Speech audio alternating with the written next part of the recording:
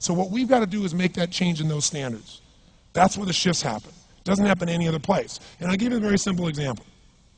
If you want to know the difference in people's lives, it all comes down to what are the things that are musts for you versus shoulds. So let me tell you this. We said to have an extraordinary life, you got to have an extraordinary psychology, right? Extraordinary psychology means you got to live in an extraordinary state.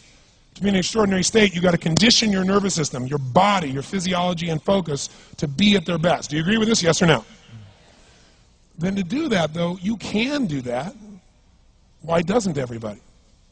Not because you can't. We all have the ability. It's because of our standards. I remember a time early in my career, I was about 24, and I went to do a seminar in Boston. And in those days, a big seminar for me was like 125 people. And it was a 3-day seminar, and we worked around the clock, and people made such extraordinary changes in their life. And at the end of it, I was feeling so fulfilled. I was thinking, my God, I'm 24, maybe 25 at the time. And I am so happy because I have found my mission in life. I'm doing what I love. It's making a difference in people's lives. This is extraordinary. So we finished about midnight on the Sunday night. And around midnight, you know, I'm still wound up, so I don't feel like going to bed. So I decided, okay, you know, let me take a walk here, and I decided to go through Copley Square. If you've been through Copley Square, you know it's a pretty neat place. Because in Copley Square, you can look up and you can see buildings that were here before we were known as the United States, and beside them you see skyscrapers that are new. It's a pretty cool place. So I'm walking around midnight on Sunday night. There's nobody in Copley Square midnight on Sunday night. And I'm walking along, and I see this guy in the distance, and he's kind of stumbling back and forth between the gutter and the sidewalk. He's got a long trench coat on, his head's down like this, he's holding a brown bag, and I can start to smell him even before I get there, and I'm thinking, you know, this guy's obviously drunk. And as I started to get closer, I thought, I bet he's going to beg me for some money. And sure enough, whatever you focus on life tends to happen, doesn't it? So sure enough, he gets real close to me, and I thought all of a sudden he wasn't going to do it, and all of a sudden he popped his head up. It was really weird. He went, "Mister!" He had this really bizarre looking sounding voice. He went, "Mister, could you loan me a quarter?" And I thought, do I want to reward this behavior? And then I thought, I don't want him to suffer. Do you have this dilemma sometimes?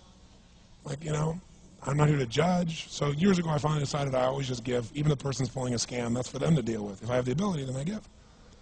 And so I thought, well, could I teach him something? So I asked him a question back. I said, is that all you want is a quarter? So he goes, yeah, just 1 quarter. 1 quarter changed my whole life. 1 quarter. I said, really? He said, yeah, 1 quarter. So I reached in my pocket, and I pulled out my money clip. And in those days, I was, you know, very young, just starting to succeed. And my original mentor was a man named Jim Rohn. I don't know, how many have heard of Jim Rohn? Anybody? Yeah, he's a great guy. And Jim told me, he said, Tony, look, you've come from a poor background. You got a poor psychology. You got to change it. He said, you don't have any money, so pretend you do. He said, start training your brain. Condition it. He said, go save all your money, get $300 bills, and put them on the outside of your money clip, even though you only have $5 in between that. So every time you put it out, you'll see that, you'll feel inspired, you'll feel better. He said, and you'll feel better, you'll do better. So I was like, okay. So I did. So I pulled my money clip, and sure enough, I got $300 bills in. I made sure he saw the bills. So I'm tearing through that, right? Looking in between there to see if I can find some change. But I made sure he saw it. Sure enough, he's looking at the $100 bills, checking it out. I find the quarter, I pull it out, take the money, put it in my pocket. I notice he's watching my hand going into the pocket. I took the quarter, and I looked at him, and I said, sir, life will pay any price you ask of it. And I gave him the quarter. And then something really interesting happened. He took the quarter. He looked at the quarter. He looked at me. He looked at my pocket. He looked back at the quarter, looked at me, looked at my pocket, looked at me again, looked at the quarter, looked at my pocket, looked back at me and said, you're weird. And then he shuffled on off like this, right? And I thought to myself, wow, what's the difference between him and me?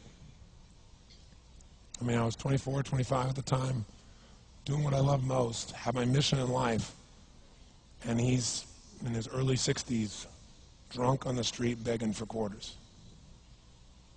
What's the difference? And I thought, well, maybe God's blessed me because I'm such a good person. I thought, oh, and he's such a bad person, that's such bull. And I thought, wow, maybe the answer to that question is what I just told him. Life will pay whatever price you ask of it. But you know what's interesting? You got to ask intelligently. In the Bible it says, ask and you shall what? Yeah, pretty good formula. You ought to look into it.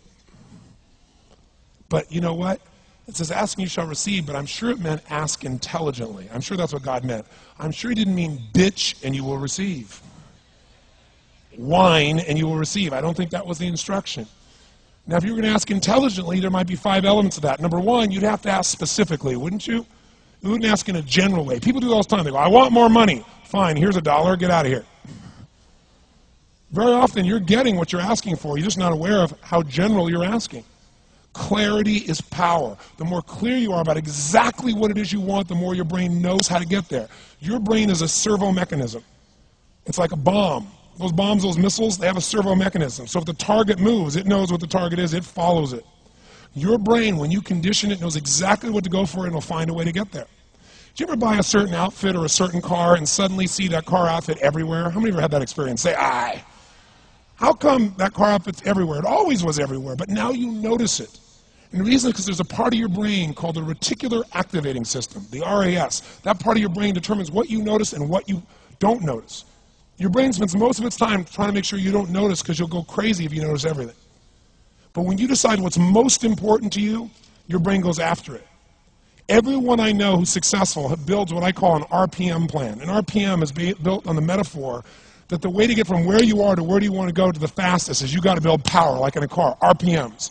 And the R stands for they know the result they're after. They know what they want precisely. If you don't know exactly what you want or you let yourself get beyond that into something general, you're not going to achieve it. Clarity is power. You've got to know the specific result you're after. What do you want? If you can't answer that question right now in your personal life, in your body, in your relationships, in your finances, in your spirituality, then you're not going to be as fulfilled as you want to be. Today we're going to have you answer one of those questions at least. The second part of it, you got to know P, why you're doing it. Because you know what? You may get a big goal. Someone says, I want to make $1 billion. I want to bring peace to the earth. Why? Because as soon as you come up with a goal, all the obstacles show up. Unless you've got enough emotional drive to break through that, you're never going to discover what it really takes. So you got to get yourself past that. And the way to get past that is have enough reasons. Reasons come first, answers come second. This man did not know what he wanted. He did not have enough reasons. To ask intelligently, you got to ask specifically. To ask intelligently, you got to know why you want it, have enough drive to make it happen, enough juice to make it happen. If you don't have enough reasons, you will not make it happen. And the M is, what is your massive action plan? What is going to get you to actually follow through? Because the first plan's not going to work and the second plan's going to work, so you better have enough plans that if the first two don't work, you still got something else. Otherwise, you're going to be having excuses why it didn't work. So asking intelligently requires that.